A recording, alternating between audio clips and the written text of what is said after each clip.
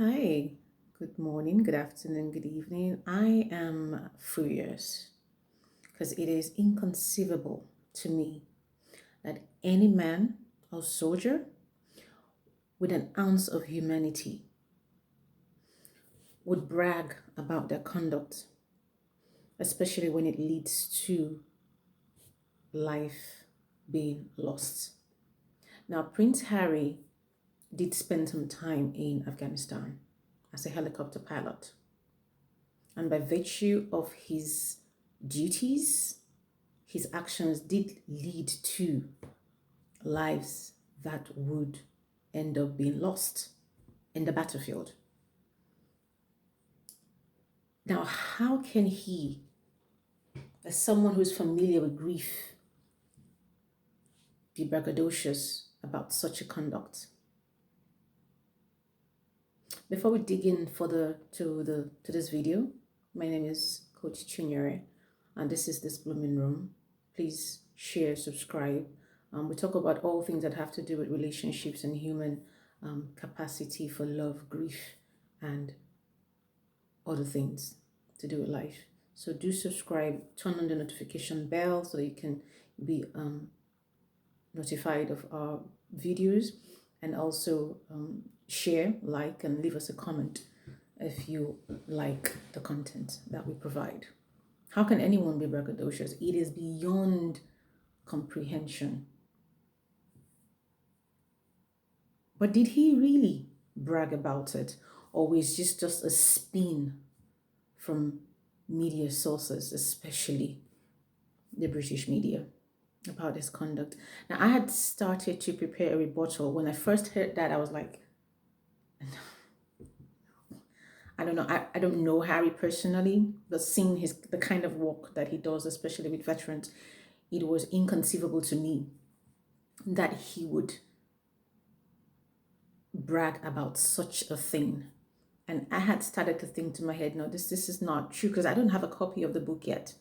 I don't have a copy of the book, but I waited because sometimes when a story just breaks, there's a lot of cloud, and people make a lot of speculations. But I was hoping that he would come out and say something particularly about that particular issue. And I was really glad that he did.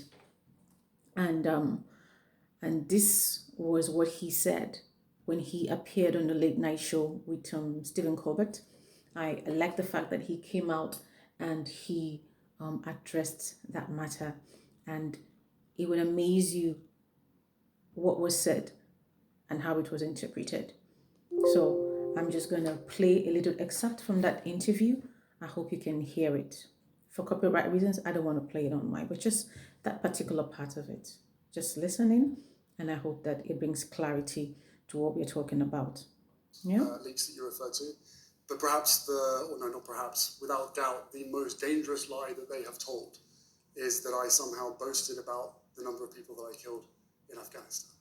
I've read that section of the book, and without reading the entire thing right here, to me, it's a very thoughtful description of what that knowledge is like to have, and what the experience is to know that you have done this in order to protect what you believe is good in the world. I mean, it was from those who doing this in the destroy line it. of There's combat. It's not like he was just going on on a spree. I would say that if I heard anybody else, if I heard anyone boasting about that kind of thing, I would be angry. Yeah. But it's a lie, and hopefully now that the book is out, people will be able to see the context. And it is. Context is everything. It's really troubling and very disturbing. Context is everything. And also because they had the context. It wasn't like here's just one line. They had the whole section. They ripped it away and just said, here it is. He's boasting on this. When, as you say, that you've read it, and everybody else will hopefully be able to have a chance to read it. And that's dangerous. And my words are not dangerous, but the spin of my words are very dangerous. Dangerous because it makes you a target. Exactly. Makes him a target, him and his family. And another odd thing about it is that this is nothing new. Here's exactly. So Steve was bringing up an article from Reuters. 10 years ago. About 10 years ago. That somebody had interviewed him and talked about that issue, and he had said, yeah, so this is not news. It's not new information. 10 years ago. my face was splattered all over the front pages because someone asked me a question while I was still in Afghanistan if I had killed anyone It's just amazing. from an attack helicopter. And I said yes. And I think the most important thing here is not only the context, but the reason as to why I decided to share this in my book. Because, again, to the vets here and to the civilians here, which may feel as though this is slightly a weird conversation to have, especially on this show of all shows, but I made a choice to share it because having spent nearly 2 decades working with veterans all around the world, I think the most important thing is to be honest and be able to... Yeah, to be honest and give his own perspective, because people tend to think that soldiers are this machines that like to just, carry out activities or behave themselves in a way, and they are joyous when the activities lead to a situation where life, perhaps is lost in battlefield. And they dehumanize soldiers. And I think it's unfortunate. It's quite unfortunate because they are not machines of, D and E and A and T and H. They're not those kinds of machines. They are human beings. And these activities on the field of battle takes a physical, mental, and an emotional toll on these individuals. So I doubt that anybody with human feelings, soldier or no soldier, would just delight themselves in behaving in that way. So it's not true that soldiers have no feelings, that they don't feel anything, that they are happy to. You just like when we say surgeons they always like to, if they can carry out a surgery for headaches, they would carry out surgeries for headaches. They like to cut people open. But in this case, it's not true. It's not true that these people just put on that uniform and they are just happy to go, commit crimes, So there was an article that was by the National Bureau of Economic Research. I mean, the data is there by National Bureau of Economic Research that was published in 2011 by the Digest. And it says that the authors estimate, I'm just reading off my laptop here, so do excuse me. The authors estimate that just the combat-induced post-traumatic stress disorders imposes a 2-year cost of about $1.5 to $2.7 billion on the US healthcare system.